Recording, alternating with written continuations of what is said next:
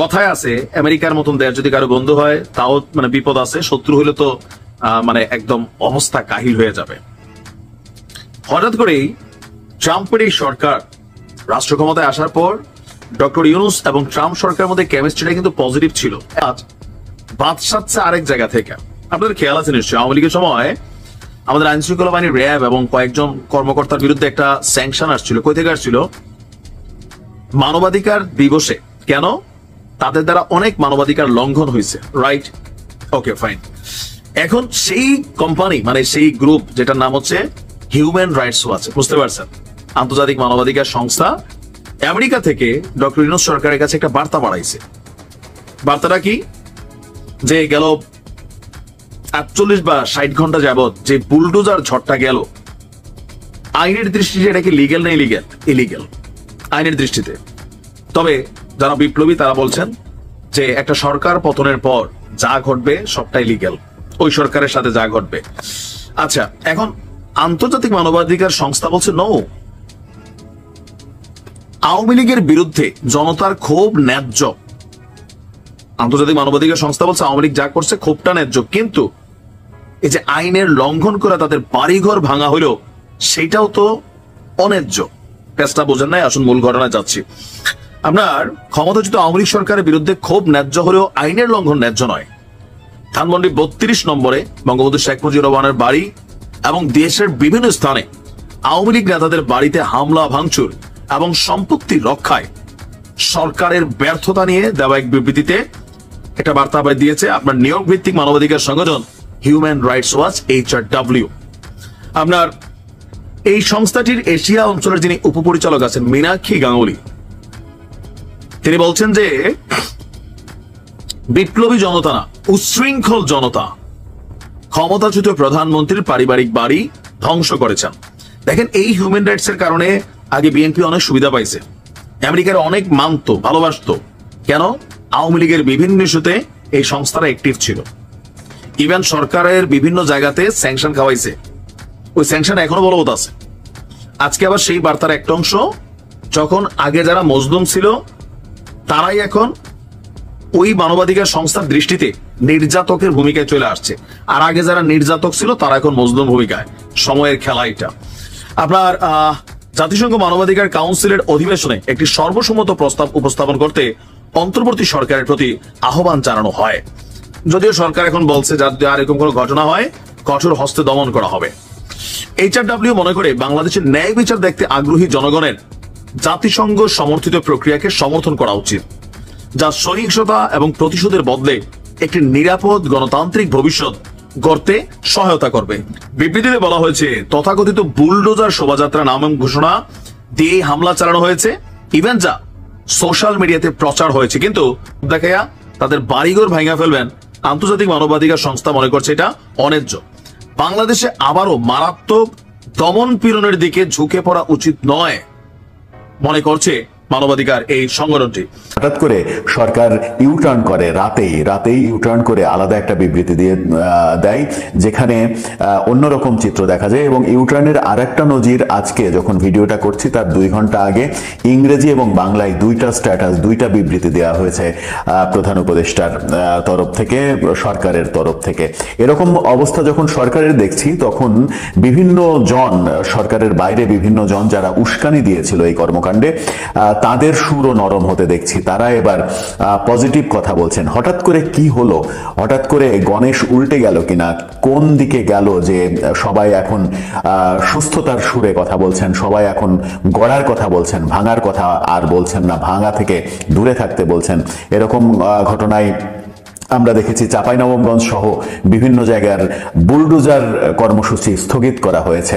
অর্থাৎ ঘোষণা দিয়ে যে বুলডোজার কর্মসূচি পালন করা হচ্ছিল, সেগুলো যে সরকারের মদদেই হচ্ছিল, সরকারের নিশ্চুপ হয়ে থাকার কারণেই হচ্ছিল, সেটা কিন্তু প্রমাণ হয়ে যায়। সরকার যখন এখন কঠিন বিবৃতি দিচ্ছে, তখন সেগুলো স্থগিত করা হচ্ছে, তখন উস্কানিদাতারাও ভিন্ন রকমের মন্তব্য করছেন, স্ট্যাটাস দিচ্ছেন। কি আসলে ঘটছে? কোন চাপ আসলো বাংলাদেশের সরকারের প্রতি? সেই আলোচনায় করবো এই ভিডিওতে। থাকবেন পলিটিক্স টিভির নিয়মিত আয়োজনে।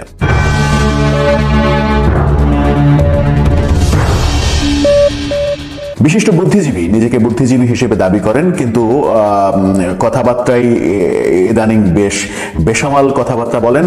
বলছি ফরহাদ মাজারের কথা। ফরহাদ মাজার স্ট্যাটাস দিয়েছিলেন 32 গুড়িয়ে দেয়া তো হলো, এখন শেখ হাসিনার ফ্যাসিস্ট সংবিধান বাতিল এবং চুপ্পুকে অপসারণ করা হোক। এই স্ট্যাটাস তিনি যখন দিয়েছিলেন গতকালকে, ঠিক তখন এরপরে দেখলাম যে সরকারপন্থী এবং জামাতপন্থী সাংবাদিক, আল জাজিরা সাংবাদিক জুলকারনাইন শায়ার, তিনি এই স্ট্যাটাসটাকে শেয়ার দিয়ে লিখেছেন জঘন্য ভাষার একটা স্ট্যাটাস, যেখানে ফরহাদ মাজারকে একেবারে তুলোধুনো করেছেন। হঠাৎ করে জুলকারনাইন শায়ের এরকম কেন করলেন, কেন স্ট্যাটাস দিলেন, ফরহাদ মাজারের উপরে কেন খেপলেন, সেটাও একটা বড় বিষয়। তিনি লিখেছেন, ওরে দেহতত্ত্ববাদী খাটাস, কাদের বিটিম হয়ে খেলছো সেসব কিন্তু জানি, এখনো কিন্তু মুখটা বন্ধ রেখেছি, যদি খুলে দেই তাহলে কি যে হবে তোমার। যশোর রোড খুলনার সেই ক্লিনিক আর গ্রুমের ড্রামাটা মনে আছে তো, এমন ভাবে তিনি লিখেছেন। আপনারাও দেখতে পারেন তার স্ট্যাটাসটা।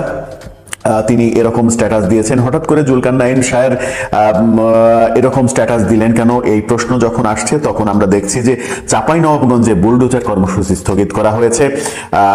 ফ্রান্স থেকে যে ইউটিউবার 32 গুড়িয়ে দেওয়ার কথা বলেছিলেন, বুলডোজার নিয়ে যাওয়ার কথা বলেছিলেন, জয় বাংলা করে দেওয়ার কথা বলেছিলেন, শাওনের বাড়িতে আক্রমণের কথা বলেছিলেন, সেই ইউটিউবার হঠাৎ করেই এবার ভিডিও ছাড়লেন, একটা কয়েক সেকেন্ডের একটা ভিডিও ছাড়লেন।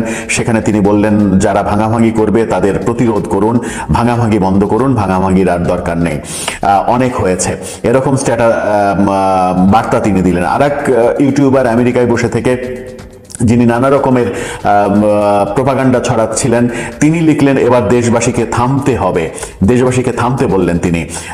এক ওয়াজি, যিনি ওয়াজ করে বেড়ান, ইদানিং তার ওয়াজে সরাসরি একটি রাজনৈতিক দলের পক্ষে ভোট চাওয়ার ঘটনাতে তিনি প্রচন্ড সমালোচিত হয়েছেন। সেই ওয়াজি তিনি স্ট্যাটাস দিলেন, এখানেই থেমে যাওয়া উচিত, এমনটা বললেন। অর্থাৎ এর আগে যে উস্কানি দিচ্ছিলেন, সেই উস্কানি থেকে ভিন্ন রকম স্ট্যাটাস দিলেন। ডক্টর ইউনূস বললেন, হাসিনা বা আওয়ামী লীগের কারো সম্পত্তিতে হামলা না করার আহ্বান জানাচ্ছি। ডক্টর ইউনূস হাসিনা সহ কারো সম্পত্তিতে হামলা না করার আহ্বান যখন জানালেন, তখন চলুন গভর্নমেন্টের যে বিবৃতি, সেই বিবৃতির দিকে একটু চোখ মিলি। তারা 6 তারিখে যে বিবৃতি দিয়েছিল, গতকালকে যে বিবৃতি প্রথম দিয়েছিল, সেই বিবৃতিতে তারা প্রথমে যেটা বলেছিল, সরকার থেকে যেটা বলা হয়েছিল যে ধানমন্ডির 32 নম্বর বাড়িতে ভাঙচুরের ঘটনা অনভিপ্রেত ও অনাকাঙ্ক্ষিত, পলাতক অবস্থায় ভারতে বসে জুলাই অভ্যুত্থানের বিরুদ্ধে শেখ হাসিনার উস্কানিমূলক বক্তব্যের কারণে জনমনে গভীর ক্রোধের সৃষ্টি হয়েছে, যার বহিঃপ্রকাশ ঘটেছে। গত 6 মাসে 32 নম্বর বাড়িটিতে কোনো ধরনের আক্রমণ ধ্বংসযজ্ঞ হয়নি। গতকাল রাতে এটি ঘটেছে পলাতক শেখ হাসিনার বক্তব্য ঘিরে, যার দুটো অংশ আছে। এই লাভ এরকম বিবৃতি দেওয়া হয়েছে। অর্থাৎ শেখ হাসিনার বক্তব্যের পরিপ্রেক্ষিতেই এই 32 নম্বর ভাঙার ঘটনা ঘটেছে, এমন বিবৃতি সরকারি তরফ থেকে আনুষ্ঠানিকভাবে দেওয়া হয়েছে, খেয়াল করুন। কিন্তু আরেকটা বিষয়, এই বিবৃতির পরিপ্রেক্ষিতে একটা বিষয় উল্লেখ না করলেই নয়, সেটা হচ্ছে যে শেখ হাসিনা ভাষণ দিয়েছেন রাত 9টায়, ধানমন্ডি 32 নম্বরে আক্রমণ করা হয়েছে সন্ধ্যা 7টায়। অর্থাৎ তার ভাষণ শুনে যে আক্রমণ করা হয়েছে, এটা একেবারে মিথ্যা কথা, এই কথার কোনো বাস্তবতা নেই। রাত 8টার আগেই ভাঙচুর শুরু হয়েছে, যার ফলে শেখ হাসিনা যখন রাত 9টায় ওই তথাকথিত ভাষণ দেন, তখন তার ভাষণে 32 নম্বর ভাঙার কথাও তিনি বলেছেন। সরকারের এই বিবৃতি কয়েক ঘন্টার মধ্যেই পাল্টে যায়। গতকাল রাতে সরকার, এখন থেকে 18 ঘন্টা আগে সরকার পাল্টা বিবৃতি, আর একটা বিবৃতি দেয়, যেখানে মজার ব্যাপার হচ্ছে যে একেবারে গণেশ উল্টে যাওয়ার মতো বিবৃতি। সেখানে সরকার বলে যে অন্তর্বর্তী সরকার গভীর উদ্বেগের সঙ্গে লক্ষ্য করছে যে কতিপয় ব্যক্তি ও গোষ্ঠী সারা দেশে বিভিন্ন প্রতিষ্ঠানে ও স্থাপনায় ভাঙচুর ও অগ্নিসংযোগের চেষ্টা করছে। সরকার এ ধরনের কর্মকাণ্ড শক্তভাবে প্রতিহত করবে। এই প্রথম সরকার প্রতিহত করার ঘোষণা দিল। এরপরে তারা লিখছে, অন্তর্বর্তীকালীন সরকার নাগরিকদের জানমালের নিরাপত্তার রক্ষায় প্রস্তুত। কোনো ধরনের উস্কানিমূলক কর্মকাণ্ডের মাধ্যমে দেশকে অস্থিতিশীল করার চেষ্টা করা হলে দায়ী ব্যক্তি ও গোষ্ঠীর বিরুদ্ধে আইন শৃঙ্খলা বাহিনী তাৎক্ষণিকভাবে কঠোর ব্যবস্থা নেবে এবং দোষীদের বিচারের মুখোমুখি দাঁড় করাবে। অর্থাৎ যে মব হচ্ছে, ছাত্র জনতার নাম দিয়ে যে মব সৃষ্টি করছে, সেই মবের বিরুদ্ধে সরকার অবস্থান নেবে, এই ঘোষণা গত রাতে সরকারের তরফ থেকে দেয়া হয়।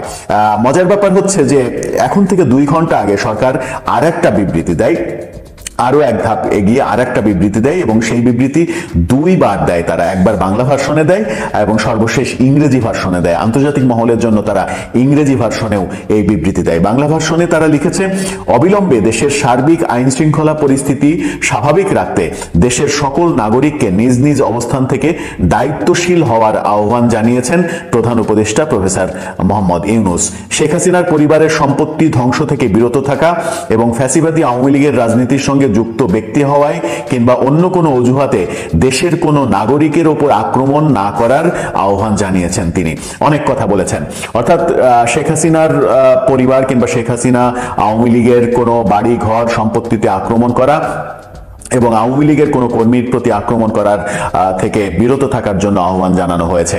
ঠিক এই বিবৃতিটাই ইংরেজিতে দেয়া হয়েছে আন্তর্জাতিক মহলের জন্য। সরকার হঠাৎ করে ইউটার্ন নিল কেন? সরকারের সুর বদলে কেন একেবারে রিভার্স 180 ডিগ্রি পাল্টে গেল কেন? পাল্টে যাওয়ার অন্যতম কারণ হিসেবে মনে করা হচ্ছে সরকারের উপরে আন্তর্জাতিক চাপ একদিনের মধ্যে কয়েক ঘন্টার মধ্যে এত বেশি বেড়েছে যে সরকার সেগুলো থেকে নিজেদেরকে এক ধরনের রক্ষা করতে চাইছে। সরকারের বিরুদ্ধে সব থেকে বড় সমালোচনা ছিল যে এই যে মব কালচার হচ্ছে, এই মব কালচারের পৃষ্ঠপোষকতা করছে সরকার, যে কারণে সরকারের উপরে সমালোচনা বাড়ে, আন্তর্জাতিক চাপ বাড়ে। আন্তর্জাতিক চাপে গত রাতে প্রথম সরকার একেবারে ইউটার্ন নেয় এবং আজকে আবারও 2টো বিবৃতি দিতে সরকার বাধ্য হয়। তার মানে হচ্ছে যে, এবং এই গত রাতের এই বিবৃতির পরে চাঁপাইনবাবগঞ্জ সহ বিভিন্ন জায়গায় বুলডোজার কর্মসূচি স্থগিত করা হয়, এরকম খবরও গণমাধ্যমে এসেছে।